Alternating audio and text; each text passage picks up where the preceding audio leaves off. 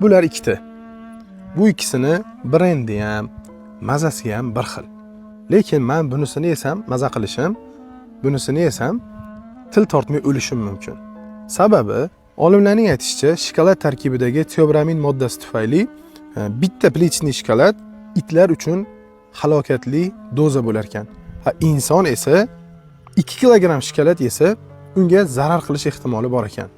Endi mana bunisini men o'zimni ayolim deb, buni esa o'zganing nikohidagi ayol deb tasavvur qiladigan bo'lsak, men inson bo'lib o'zimni shokoladimdan xohlaganimcha yeyishim mumkin. Lekin it bo'lib o'zganing shokoladiga ko'z olaytirsam, bu men uchun halokatli va zaharli bo'lishi aniq. Shu o'rinda yana bir gap, videoni boshidagi gapga qaytib, unga e'tibor berishingizni xohlardim. Bu ikkisini brendi ham, mazasi ham bir xil. Namoyishlarimizga homiylik qilayotgan Armada generator kompaniyasiga o'z minnatdorchiligimizni bildiramiz.